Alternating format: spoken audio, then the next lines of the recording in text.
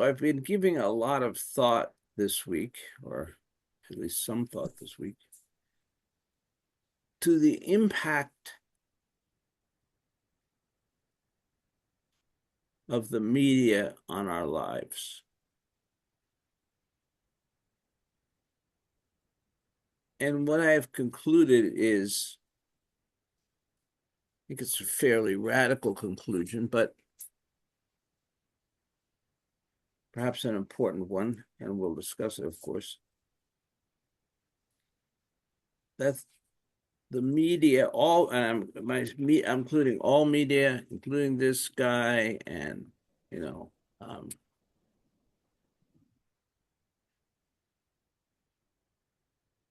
base and the social media platforms like Facebook, book, and so on, that they are the anti-Dharma, the anti-Dharma. If the Dharma is intended to help us to be more peaceful, if the Dharma is intended to help us be calmer, if the Dharma is intended to bring us together as one body, if the Dharma is intended to help us express loving kindness towards one another, I could go on with that list, but those are many of the essential qualities of the Dharma. Then this is the anti-Dharma. Instead of making us calmer, it makes us more agitated. Instead of bringing us together in Sangha and loving kindness, it makes us angry. It separates us from one another. It is divisive. It doesn't matter where we are on the political spectrum. It separates us. It makes people on the right angrier, makes people on the left angrier, makes people in the middle angrier. It creates more and more anger. It exaggerates the divisions. It exaggerates fear. It, it can exaggerate a sense of helplessness, a sense of disconnection.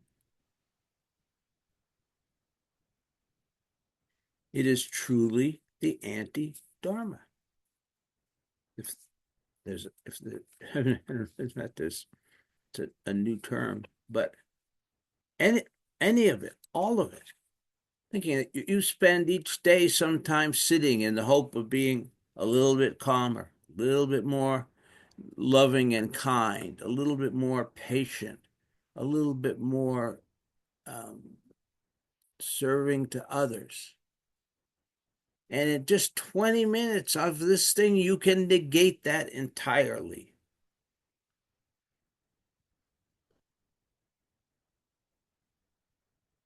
You can be stressed and angry and frustrated and upset and oh my God, this and oh my God, that and oh my God, something else.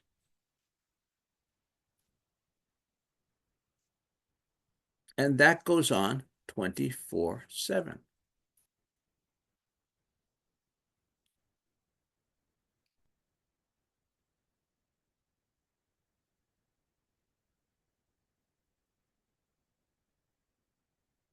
It really negates the effects of practice.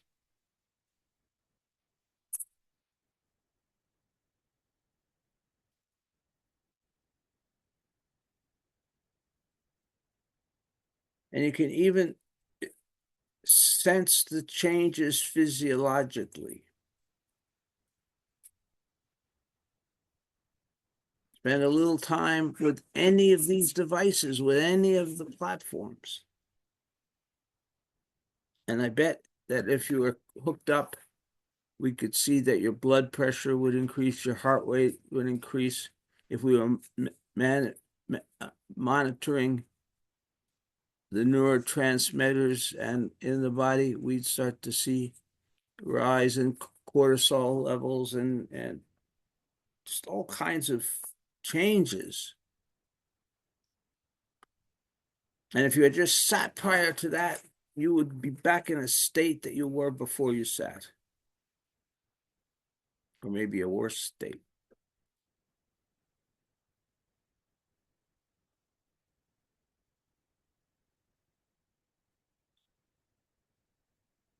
So what's the cure for that?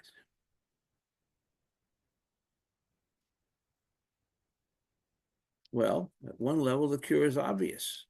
At least if you end up buying into what I'm saying here, we need to avoid all the electronic platforms, all the news platforms. And you may say, well, how do I know what's going on? And that's a struggle I've had with myself for years. I've had this compulsion to know what's going on, which I never do. It's impossible to know what's going on, but to have the illusion that I know what's going on. And then it's kind of part of this whole process of reflection I've had about this. I thought, well, why do I need to know what's going on?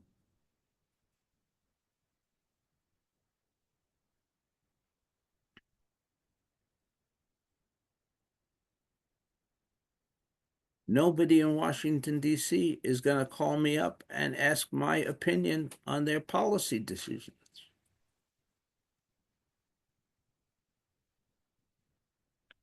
And whether the things that are happening are horrible and lacking compassion and terrifying, or whether the things that are happening are wonderful and heartwarming and unifying, it goes on without my participation on the moment to moment basis.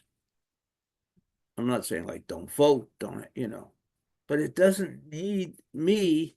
It doesn't really care what I think. It doesn't hinge on my participation on the moment to moment basis. We just all sat here for how long this morning? Presumably, none of us looked at our phones.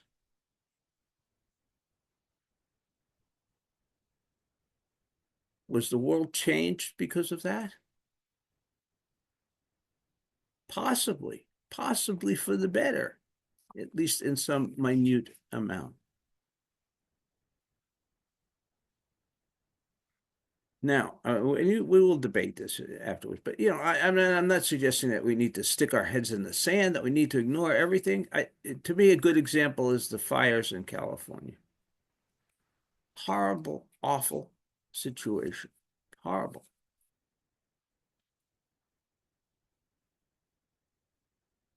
I was able to very quickly learn that there are fires burning in California, how awful it is. And there's certain actions we can take, right? I'm sitting here in Maine. Okay, there's things I can do, very limited things. I could send some money to give food and shelter and things to the people who've lost their homes. I'm not aware of any funds for the firefighters, but if there was, I could give something to that, right? I could maybe send so message of support and encouragement to the folks that are dealing with it, and then that's it. That's all that I can do. So to get on the thing and learn that it just spread another 5,000 acres in the last 3 hours or something has no relevance to me.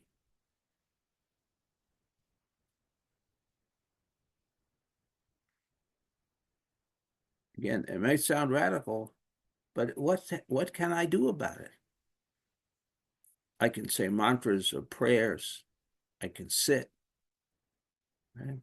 But I don't need an update every 2 hours to do that. I have a general picture. I know what's going on out there. I know how horrible it is. I have a sense of how many people are being impacted. I don't need to get constant updates. What happened, you know? I don't know. I have no idea what happened in the world in the last 2 hours. Or yeah, yeah, 2 hours, a little more than 2 hours.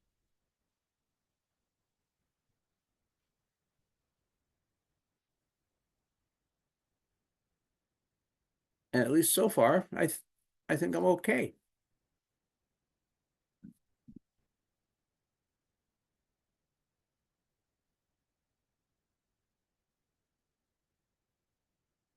So I think it's worth thinking about the long-term effects on our practice of the Dharma and how we live our lives.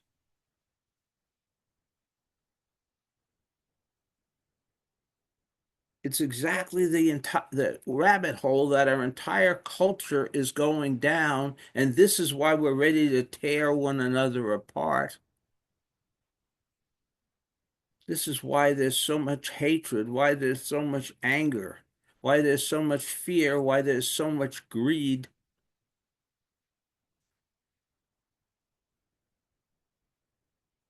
because we're having it fed to us intravenously everywhere we look. As soon as we turn on something electronic.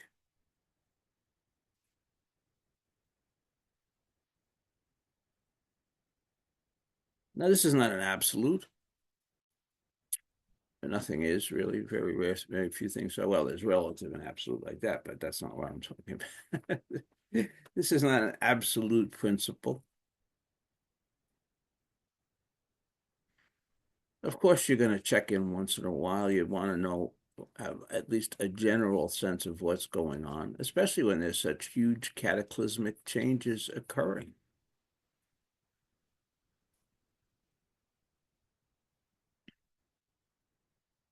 And I think it's important sometimes to connect the dots. We can take the fires in California out of context, or we can put them in the context of climate change and drought and loss of water and loss of habitat and all the things, mass extinction that are going on.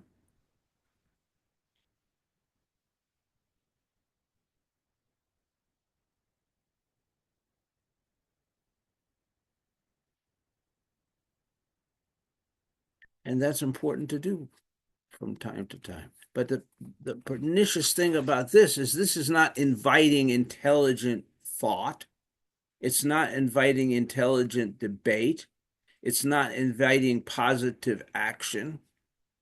It's designed to create outrage. It's designed to create fear. It's designed to create hopelessness.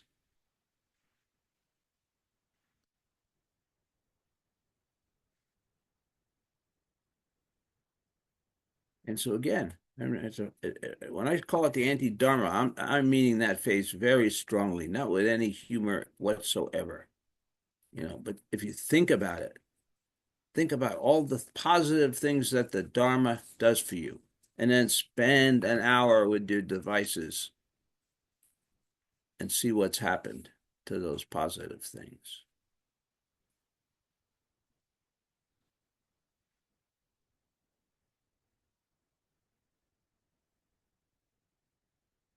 And this is so important because as I've talked about many times, in challenging times such as these,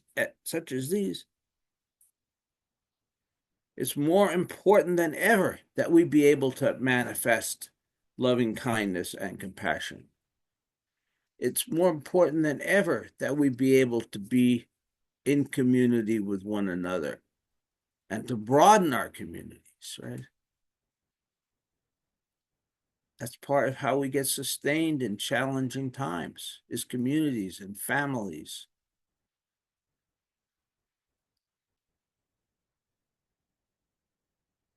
And if anything, we need to broaden and deepen those connections,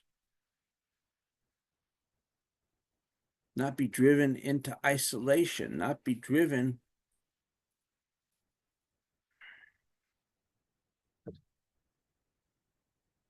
deeper into narcissism. Just think about this. We are all narcissists gazing into the water.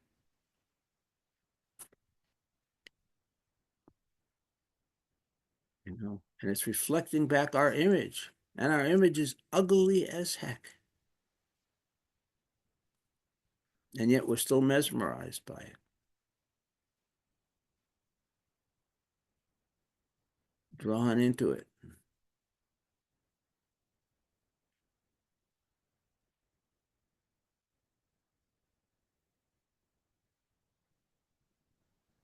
And so the world needs the Dharma. It needs us to exhibit the things that the Dharma gives us.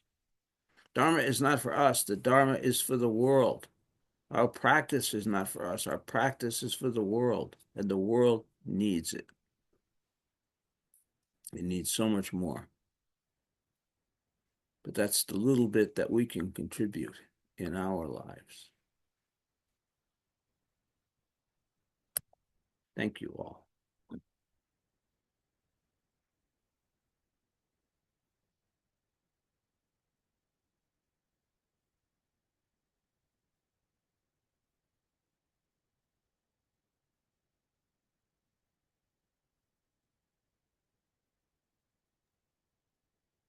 Uh, Peter, a lot of people, or at least I know at least one person who's literally addicted to the devices, and it's amazing to watch that person withdraw from society and get sucked into that rabbit hole and believe that they've got community in the little device when they don't. They're just, as you said, gazing back at themselves, and the devices are just so insidious. They feed you what you already want or you think you want. So, uh, here.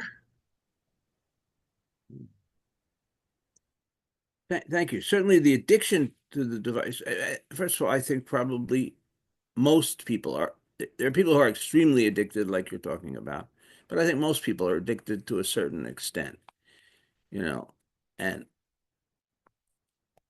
it's like, we understand addiction,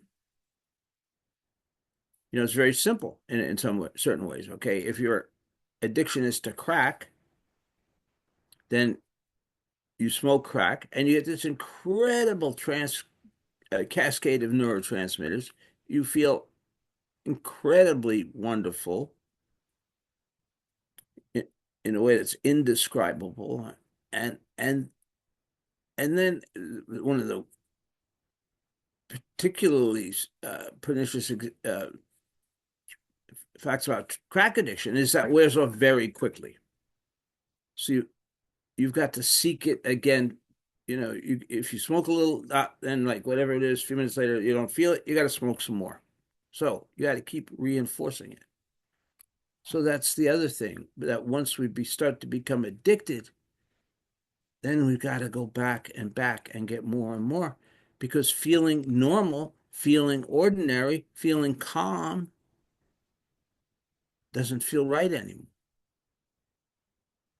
They talk about, about how many people in this culture are addicted to rage. And again, it's not just this thing, right? It's the television.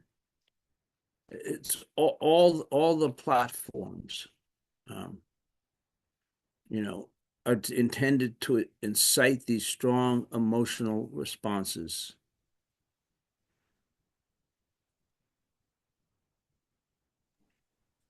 Peter, I agree with everything you say and everything Molly said. I don't see any way to live the Dharma and to be compassionate and kind without controlling the devices ourselves. And we can do that. And we can control what comes through on our feeds. And we can control what we listen to and what we watch and how much of it we do, unless we're addicted. And if we find we can't control, there's a big red flag to get some help on. But I find them enormously helpful. I've listened to music, I've listened to Dharma talks, I've listened to lectures, I've listened to books. I don't turn the TV on during the day, and I never turn on the news. I read the headlines quickly, but I don't need to obsess about it. It's not good for me. It doesn't make me a sane and stable person, which the Dharma helps at least to nudge me in that direction. So I do think it's not all bleak and horrible and, let's go crawl in a hole. I think we can do some good things with it. Yes, well, thank you for that clarification. Well, of course, when I'm talking about the device, it's not the device, it's what we're doing with the device.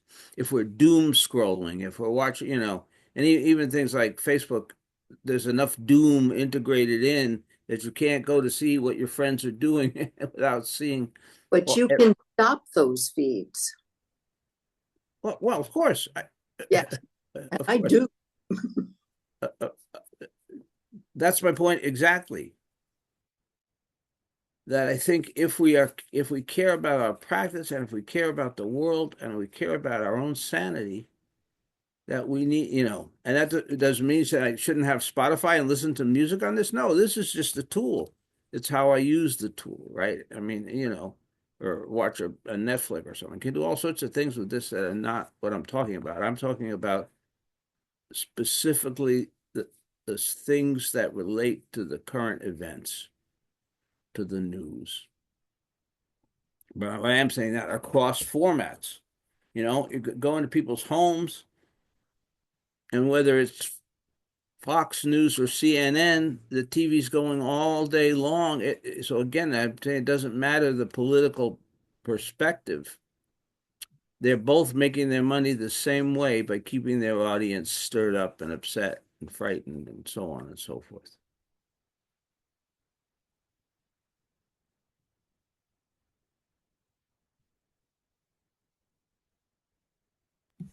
So maybe another way of thinking about it is not that, the devices themselves or social media itself, um, or journalism itself is anti-Dharma, but maybe we need a ninth step on the Eightfold Path, which is mindful consumption, right? Because we need journalists to lift up the experiences of others for us if we're going to bear witness. And if we're going to act with compassion, we need to know to some extent what's going on. But just picking up on your last point, Peter, is that we need to be mindful of the fact that many of the ways that we're learning information are from for profit entities that are seeking to profit off of our attention and perhaps our outrage, because our outrage perhaps keeps us going. So I think awareness of that and being again mindful of what is the source of our information and what incentive may they have to stir things up as you were talking about, and paying attention to if we do use social media, what's in our feed and who's our source of information and um, do we need to know as much as we need to know? Do we need to check as much as we need to check? Um, and keeping in mind that, for some people who are very isolated, I'm just thinking about, LGBTQ plus youth, sometimes a social media platform is the only way that they can feel less alone, and that they can potentially connect with others. So I think it just seems that how we consume information, how we connect with others is something that we need to bring mindfulness and intention to, just as, our speech, our actions, and so forth. That's just something that comes to mind for me. Thank you.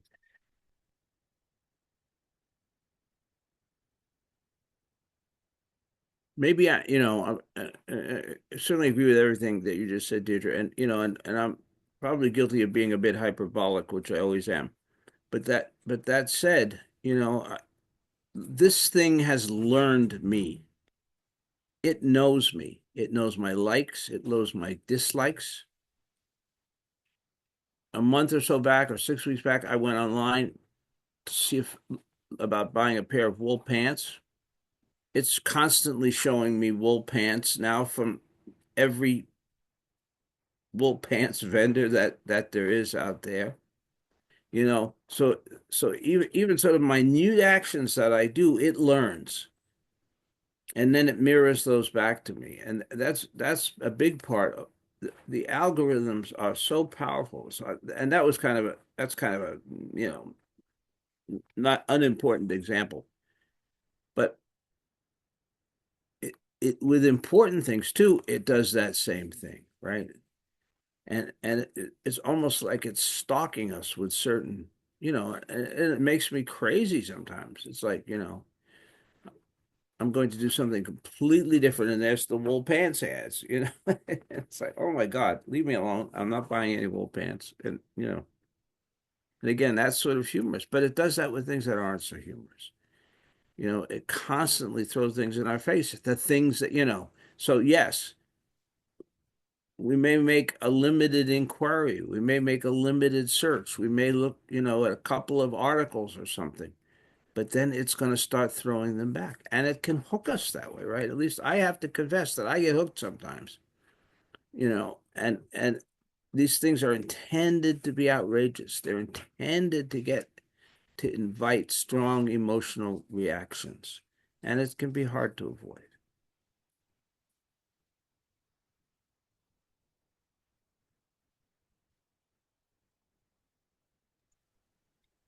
And I especially like pictures of puppies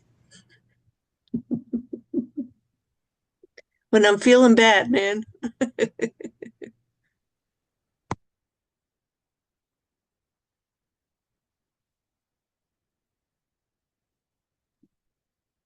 Uh, Last week, I told this group about my experience uh, when I had planned to do an online retreat. And I removed myself from home and went to a place where no one was there. I would be alone, uh, pull up my computer, and I have no internet connection. And so uh, I did the retreat on my own. And the question that came to me a number of times during and after is, didn't I have a much deeper dive into my life and my reality and what was going on around me when I was without internet? And yet, if I'd had the internet, I would have been sitting in the same room and I would be in front of a screen like I am now. And it just made me question, well, which is more of a retreat where I just really get into my life, or where I'm sitting and looking at squares. And I understand they're not mutually exclusive. And the squares definitely uh, put more discipline around my times. But there was also a benefit of the flexibility that uh, so I think this is just playing the devil's advocate, because of course I value our communication and our opportunity for us to sit together. But it was an interesting reflection on two ways to do a retreat.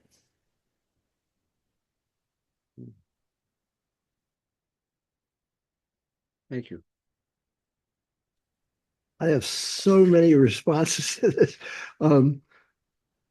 One response, some of you know this, but I feel like I should fess up a little bit that I have this patent that I'm the sole inventor in from 1995, in which it teaches how to use the tracking cookie, which is a term that no one had ever heard before I coined it.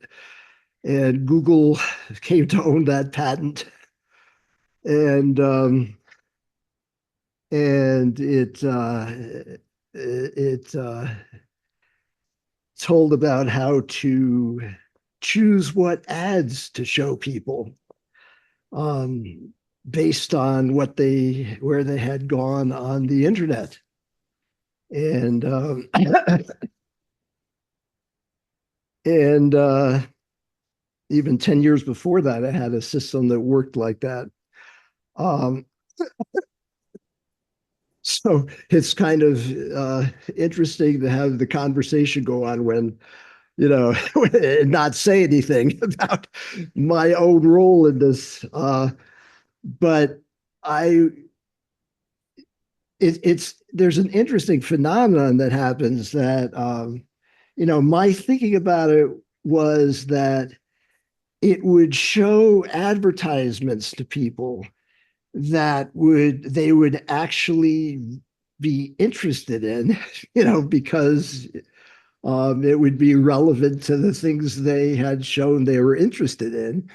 And so the advertising would be, it'd be more relevant, better, they might be more likely, to get something out of buying something that they saw. And I mean, that's what my thinking was. But what what happens is, in something like Facebook, they're just looking at the engagement and the intention. And without saying, oh, we're gonna go after rage. We're gonna try to induce rage and stuff. They don't have to think that way. It just happens automatically because that is what keeps people engaged. It's a side effect. They don't have to plot it. Um, and it becomes this really destructive thing. One sort of pernicious case of it that I was reading about, uh, there was this venture capitalist that was talking about how they were optimizing the page where you choose whether you want to buy something and whether you don't. And you have to click one thing to just skip it and another thing to buy it, blah, blah, blah. And what they did is they tried a lot of different sort of versions of this page. And they ended up with one where you could barely see the thing that says you can skip this purchase of the service, and that the one where you buy it, you could barely tell you're buying it. Okay. And this venture capitalist said, no, we just optimized. We just saw which one led to the most. And it's like in his mind, he had no idea that they were creating this thing that was obviously incredibly dishonest and manipulative. You know, from the conversation, it was clear that either he was just so blind, he didn't even realize that this optimization, as he put it, led to that, or he had just completely denied it. I really don't think he was just lying to us. I think he denied it within himself. And yeah, so I thought I should mention all that. Another aspect, though, I do get involved in sort of debating politics with people online. And I don't think that's bad. I mean, I could use it in a way that cancels out the Dharma, or I have the choice to try to bring the Dharma into it.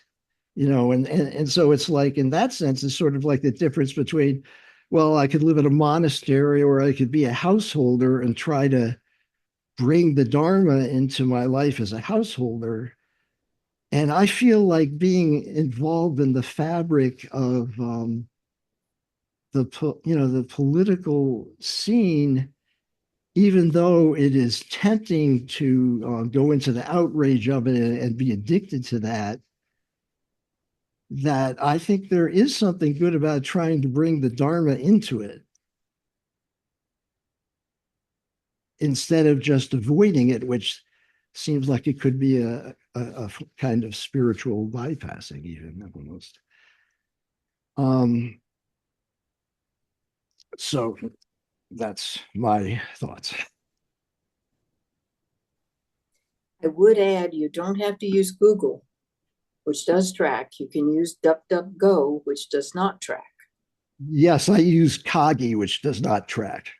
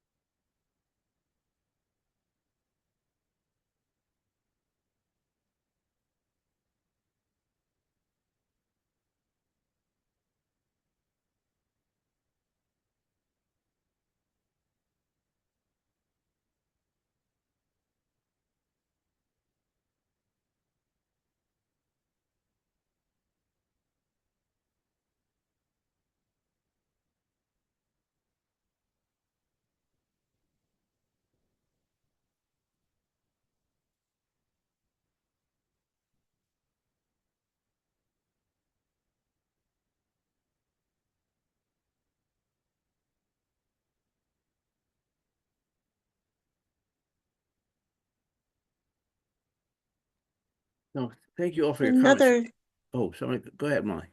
another thing that was occurring to me is one of the roots of addiction has to do with fear. And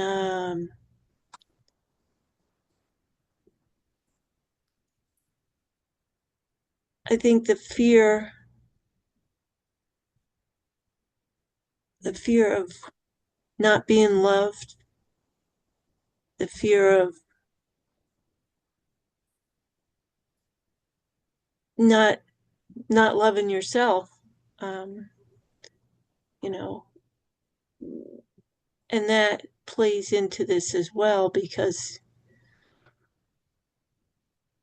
again, if we're being looking into the mirror and and just seeing ourselves, I don't know. I had something and it's gone. Never mind.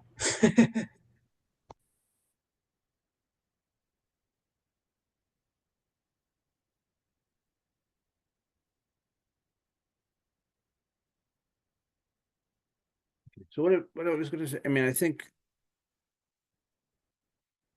I certainly agree with a lot of what all of you said, and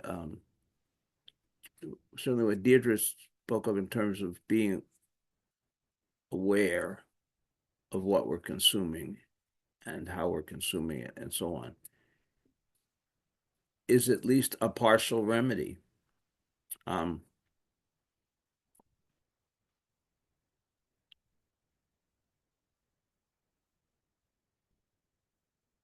but I encourage you all to really, as an experiment, monitor yourselves and monitor your reactions and see how it affects you on a day-to-day basis. Because I think there's lots of, there's a lot short of rage that these things, ways in which these things affect us. And the rage is obvious, but there's lots of less obvious things. It's like the thing you were pointing to, Gary, with the way that the escape button is tiny and the buy button is colossal. I see that a lot. Some of them now have learned that they can have a delay before the escape button even appears. So you're kind of stuck there for a little bit until there's a little X and you can get out of it. So they're getting cleverer and more clever. More and more little tricks like that, little devices. But I encourage you all to really pay attention this week. And see the effects that it has. and again, I find it just even seeing the headlines. I don't have to read the stories to get really upset. Just seeing the headlines, and to a certain extent, unless I'm looking exclusively at puppy pictures, I'm gonna see the headlines. Puppies murdered, no. And so, By and how immigrants. how it impacts us. Really important. I think it's really important.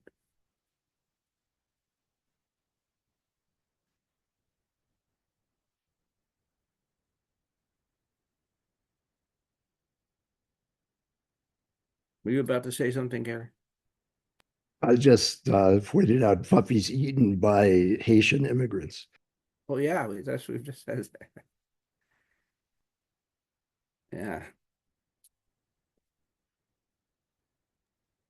We could plant a story where the Haitian immigrants are eaten by the puppies, and that would be a whole nother story.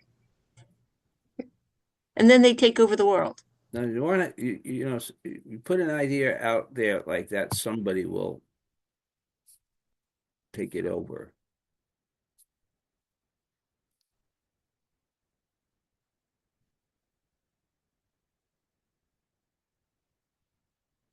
Okay, enough of that.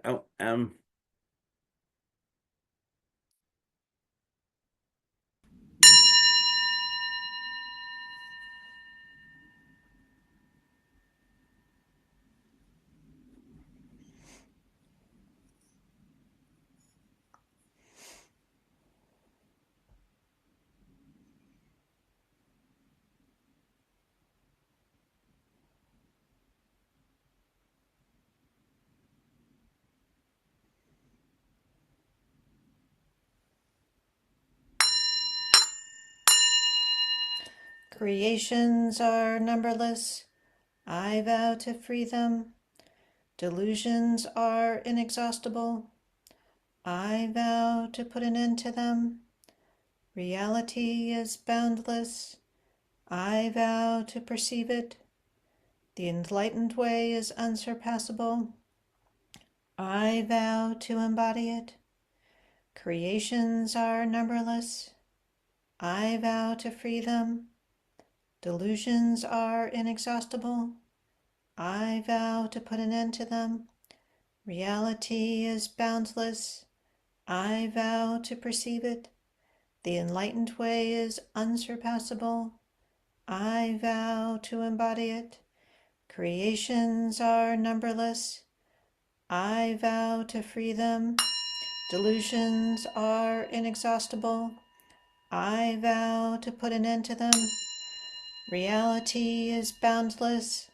I vow to perceive it. The enlightened way is unsurpassable. I vow to embody it.